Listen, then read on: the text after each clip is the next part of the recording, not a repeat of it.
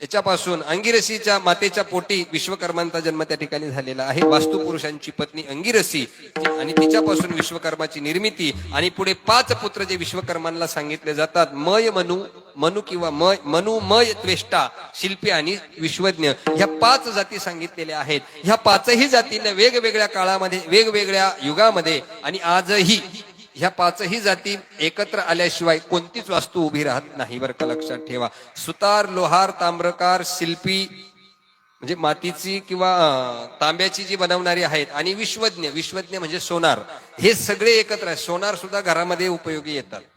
आपण जी वास्तुशांती करतो, तो जो वास्तुपुरुष आणतो आपण घरामध्ये, तो कशाचा असतो? सोन्या चांदीचाच आणावा लागतो, कारण अख्खं घर तर सोन्याचं बांधू शकत नाही। म्हणून वास्तुशांती करताना वास्तुपुरुष हा सोन्या चांदीच्या धातूचा असतो। म्हणून सोनं सुद्धा त्या घराला काय करावं लागतं? आपल्याला वापरावं लागतं। म्हणजे ह्या 5 जाती एकत्र आल्याशिवाय मय मनु त्वेष्टा शिल्पी आणि विश्वज्ञ हे एकत्र आल्याशिवाय कोणतीच गोष्ट पूर्ण होत नाही। ही ब्रह्मदेवाची 5 पुत्र आहेत आणि ही 5 जातीमध्ये 5 शिल्पामध्ये विभाजित झालेली आहे। ही एकमेकापासून अशी भिन्न नाही। प्रत्येकाने आपला आपला व्यवसाय करत असताना आपण सर्वप्रथम विश्वकर्मांची काय केली पाहिजे? आराधना अशा प्रकारे केली पाहिजे, तर आपला व्यवसाय असू द्या, आपल्या मनातली कोणतीही गोष्ट असू द्या, ती पूर्ण झाल्याशिवाय राहत नाही। म्हणून प्रत्येक युगामध्ये विश्वकर्मांनी काम केलं असं नाही, कलियुगामध्ये सुद्धा विश्वकर्मांनी कामं केलेली आहेत। विश्वकर्मांनी ह्या कलियुगामध्ये काय काय केलं लक्षात ठेवा। विश्वकर्माचं पहिलं पाऊल पडलं ते कुठं पडलं असं जर म्हणत असाल तर काही शास्त्रामध्ये त्याचं वर्णन आलेलं आहे। श्री क्षेत्र वेरूळ मध्ये विश्वकर्मांचं पहिलं पाऊल पडलं। आपण ज्याला घृष्णेश्वर मंदिराची निर्मिती ज्या ठिकाणी झालेली आहे, ज्या ठिकाणी अमृतकुंडाची निर्मिती झालेली आहे, ज्या ठिकाणी वेलगंगेची निर्मिती झालेली आहे आणि विश्वकर्म्याची तपस्थली जे ठिकाण सांगितलं जातं शास्त्रामध्ये, त्याला वेरूळ असं म्हणतात। विठ्ठल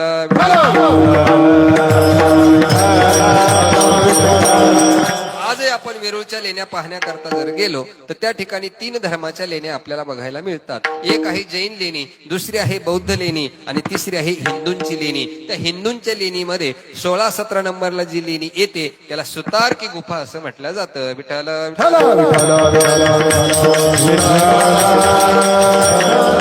सुतारची गुफा कशा करता आहे तर तिची निर्मिती सुद्धा कोणी केलेली आहे?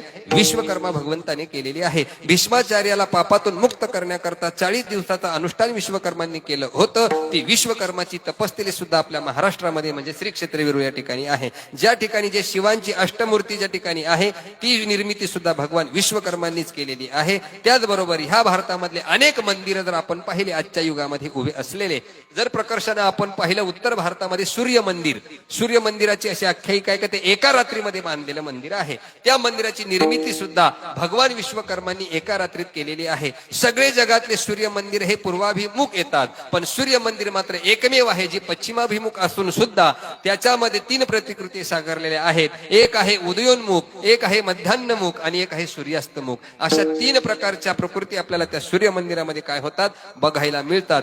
दुसरं आहे जगन्नाथपुरीचं जे मंदिर आहे, जगन्नाथ भगवंताचं जे मंदिर आहे पुरीमध्ये, त्या जगन्नाथ भगवंताच्या मंदिराचं निर्माण सुद्धा विश्वकर्मा भगवंतांनी केलेलं आहे 12 लाख वर्षापूर्वी।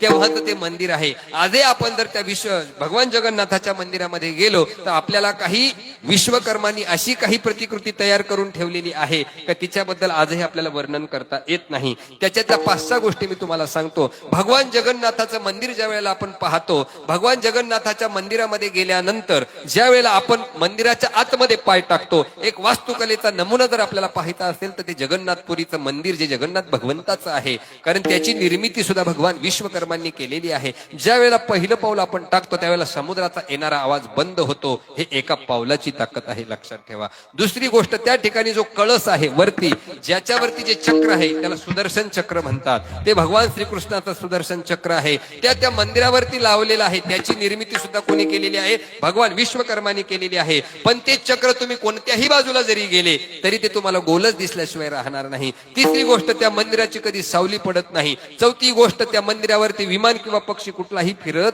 नाही असे। आणि त्याचबरोबर त्या मंदिरावरचा जो ध्वज आहे तो वाऱ्याच्या विरुद्ध दिशेला फिरत असतो। वारं जर पूर्वेला असेल तर ध्वज पश्चिमेला राहतो। ही सगळी किमया जर कोणाची असेल तर ही भगवान विश्वकर्मांची किमया आहे, लक्षात ठेवा। आजही सुभद्रा मातेची, बलराम दादाची, भगवंताची ज्या 3ही मूर्ती लाकडामध्ये त्या ठिकाणी आहेत, आपल्यातले बरेच